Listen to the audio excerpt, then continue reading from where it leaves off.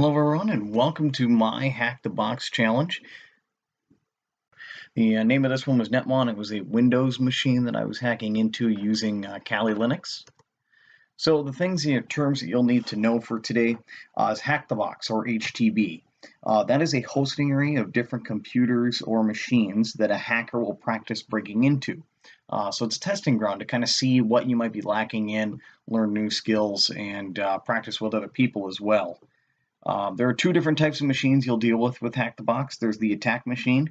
That's my personal computer, as well as what are called virtual machines, where they're like computers within computers that I use to hack in.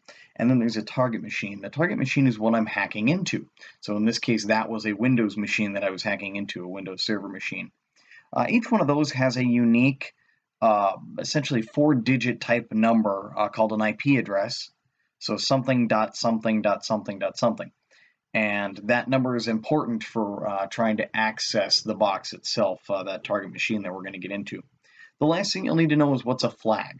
A flag is a specific string of code that's only accessible if you've done enough steps to get to a certain point. There are two types of flags that we're going to be looking for today. One of them is a user flag. The other one is the root flag, and we'll explain how we got to each one of those. So we're going to start with the beginning, where we started. First, you got to log into Hack the Box. What we do is you go to the website for Hack the Box, hackthebox.eu, and you do that on the attack machine, so the one that you have, and you download a specific file. What you do then is you go find this file in your downloads and go ahead and run it, and it kind of just logs you in that way. Next, you need to remember that IP address we talked about for the target machine. In my case, that was 10.10.10.152. Once connected to that target machine, it's all about gathering information. You want to try to find certain types of information to the target machine, and you do this by sending commands to it through what's known as a prompt or command prompt. The next thing we did once I was finally into the machine was I sent a prompt, or excuse me, a command that said do an Nmap scan. An Nmap scan is essentially looking for open ports, and each one of those ports helps the server maintain a type of connection.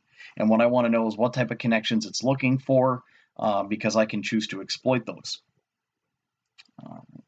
Then the next thing I got to do is once I saw all the different ports and things it was looking for, I was also able to see the file structure because a particular port that we'll get into in just a minute was open.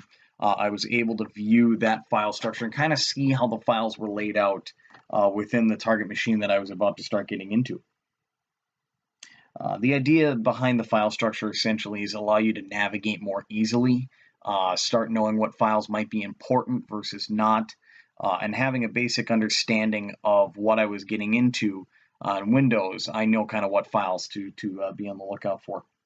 To connect to this machine via an anonymous login through a format that's called FTP. So what that means is I can actually log in without my target knowing who I am, and that's a very good thing for trying to remain anonymous, hence the name.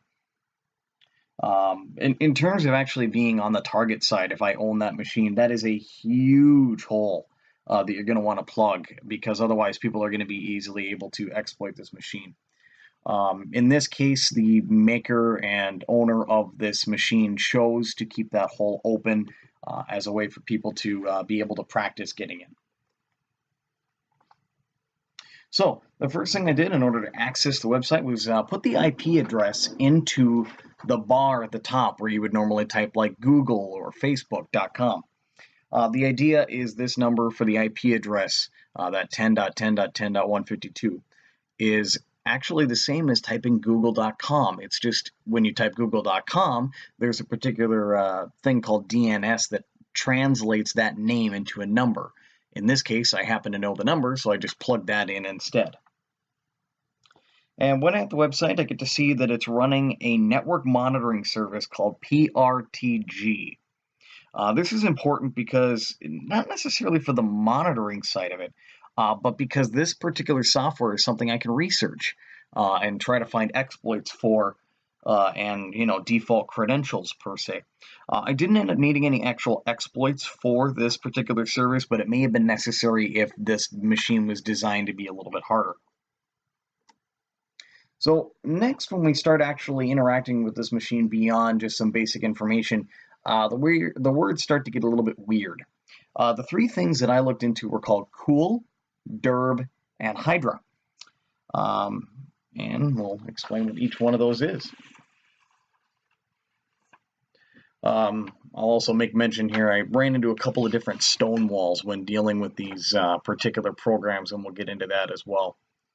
At this point in the process, I'll also mention, I actually found out that my particular version, my attack machine, was not running the way it was supposed to. And so a big hindrance to me was having to erase my attack machine and recreate it. That actually took about a day to do. But then I was able to go back and redo these 3 scans because they weren't working correctly the first time.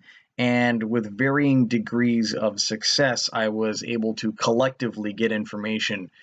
For example, derb worked better the first time, but didn't work so well the second time, whereas hydra worked better the second time, didn't work well the first time. Yep. So eventually all of them just provided the crucial information that I needed here. So the first tool that we'll talk about is Cool. Cool is a tool designed to scan a web page and find specific keywords that may be inside of it. It just pulls every single word it finds. You can then check this word list for anything that might be out of the ordinary. For words like secret or username, those are very key words to kind of key into. The other thing is words that don't quite make sense. For instance, dealing with something like alfalfa 29. That's not typically something you'll see, and so that could end up being a password or a username that you could try when getting into the machine. The next thing was derb, which uses a word list to find different and potentially hidden folders on the target machine. This one didn't provide too much data other than what I already knew. It did have one file folder that was a little bit odd called Amanda. Wasn't quite sure why there was one with a specific name other than perhaps that name being important. But for the most part, the directories and the files that I saw were just the same as any other. The last one we'll talk about here real quick is Hydra. That one is a tool that tries hundreds of different passwords a minute based on a word list that I give it, and it tries to break into the target. Overall, these tools didn't add too much to my knowledge base, again, except for derb, which showed me a few more files. But Hydra wasn't able to crack in based on common words, so it wasn't as helpful. And Cool wasn't really pulling many words out of that web page that I wasn't able to see already. So next, of course, if at first you don't succeed, well, like I said, I kind of had to create a new attack machine altogether. But at this point on, we're dealing with a brand new system that I was running. So my first step once I had my new machine up and running, besides running those programs that we just talked about again, was to establish that FTP connection. Again, this connection, although anonymous, allowed me to really sink my teeth into the machine.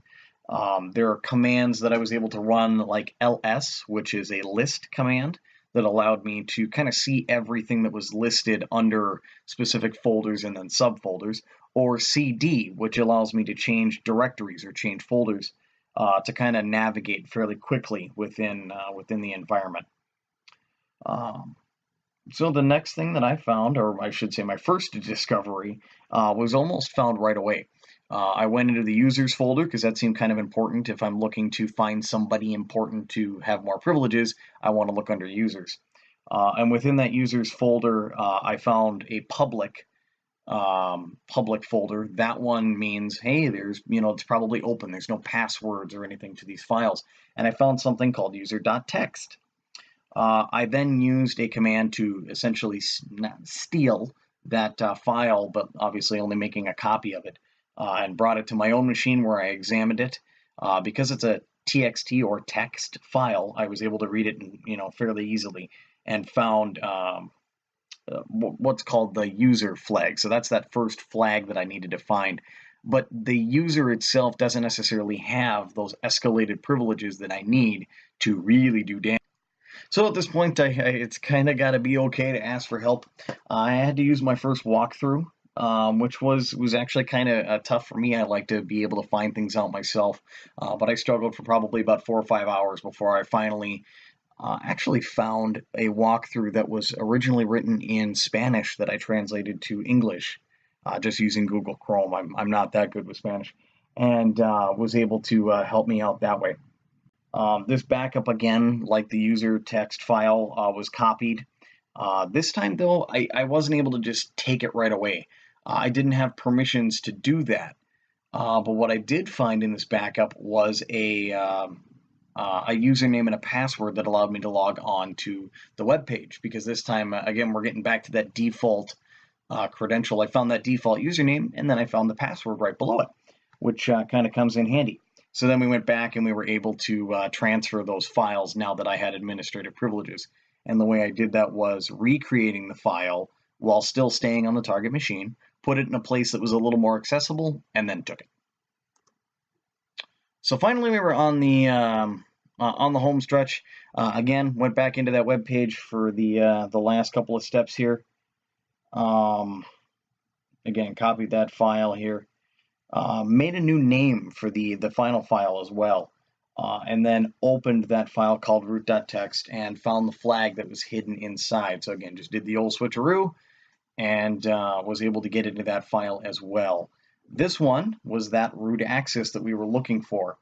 So what it did was it gave me again, that flag, which is just a series of letters and numbers that was fairly long. I think it was about 33 digits.